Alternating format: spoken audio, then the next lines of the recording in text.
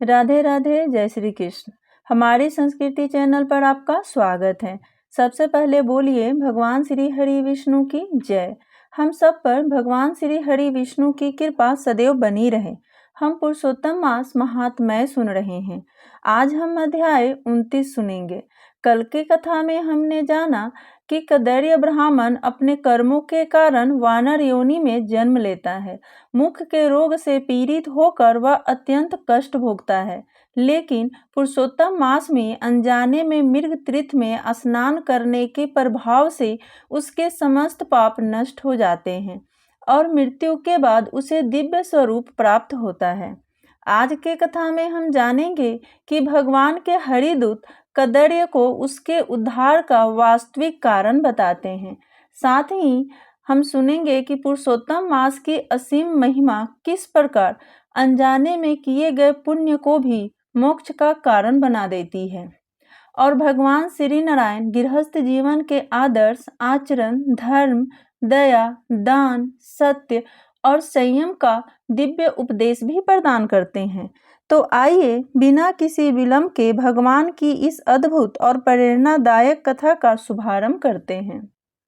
श्री नारायण बोले, हे देवर्षि नारद, जब उस कदैर्य ब्राह्मण ने वानर शरीर त्याग कर दिव्य देह धारण की, तब भगवान के दूत पुण्यशील और सुशील उससे बोले, हे महाभाग, अब विलंब क्यों करते हो? चलो हम तुम्हें गोलोक ले चले, जहाँ पुरुषोत्तम भगवान का साक्षात सानिध्य प्राप्त होता है।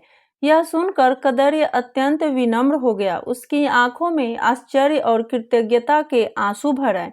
उसने हाथ जोड़कर कहा, हे प्रभु, मैं तो जीवन भर पापों में डूबा रहा। मैंने कभी दान नहीं किया, कभी यज्ञ नहीं किया, न ही भगवान का भजन किया और न ही किसी का उपकार किया। मेरे समान पापी का ऐसा महान उद्धार कैसे हो गया? मैंने कौन सा पुण्य किया जिसके कारण मुझे यह दिव्य स्वरूप और भगवान के धाम का अधिकार प्राप्त हुआ? उसकी विनम्रता देखकर भगवान के दूत मुस्कुराए और बोले, हे कदैर्य, यही पुरुषोत्तम मास की अनंत महिमा है। भगवान की कृपा का कोई पार नहीं है। तुमने जानबूझकर नहीं बल्कि अज्ञानवश ही ऐसा महान व्रत कर लिया जिसने तुम्हारे समस्त पापों का नाश कर दिया। तुम्हारे मुख में रोग था, इसलिए तुम भोजन नहीं कर सके। इस प्रकार अनजाने में ही तुमसे उपवास हो गया। तुम वृक्षों से फल तोड़ते थे पर खा नहीं पाते थे और वे फल भूमि पर गिर जाते थे। उन फलों से अनेक पक्षियों, पशुओं और छोटे छोटे जीवों का पेट भरता था। यह भी एक प्रकार का परोपकार और दान बन गया। भूख, प्यास, शीत, वर्षा और धूप को सहते हुए तुमने जो कष्ट सहे वही कठोर तपस्या के समान हो गए।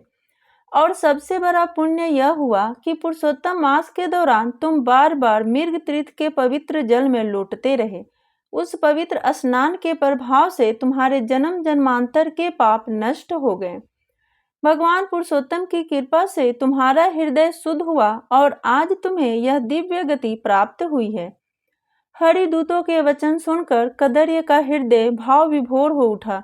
उसने उस पवित्र मृग तीर्थ को प्रणाम किया, उस पर्वत को प्रणाम किया, उन वृक्षों को प्रणाम किया और उस वन भूमि को भी प्रणाम किया जिसने उसके जीवन का कल्याण कर दिया।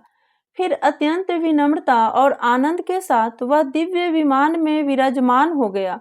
उसी समय देवताओं ने आकाश से पुष्प वृष्टि आरंभ कर दी। गंधर्व मधुर भक्ति गीत गाने लगे, अप्सराएं आनंद पूर्वक नृत्य करने लगी और चारों ओर दिव्य मंगल ध्वनि गूंज उठी। क्षण भर में वह दिव्य विमान आकाश मार्ग से गोलोक धाम की ओर बढ़ चला। वहां पहुंचकर कदैर्य ने भगवान पुरुषोत्तम के दिव्य दर्शन किए।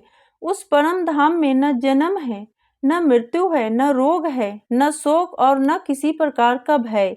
वहां केवल भगवान का प्रेम, भक्ति और अनंत आनंद ही विद्यमान है। इतनी अद्भुत कथा सुनकर देवर्षि नारद के मन में एक और जिज्ञासा उत्पन्न हुई। उन्होंने हाथ जोड़कर भगवान श्री नारायण से विनम्रता पूर्वक कहा, हे प्रभु, आपने प्रातः काल के कर्तव्यों का अत्यंत सुंदर वर्णन किया। अब कृपा करके यह भी बताइए कि दिन और रात्रि में मनुष्य को किस प्रकार धर्म पूर्वक जीवन व्यतीत करना चाहिए।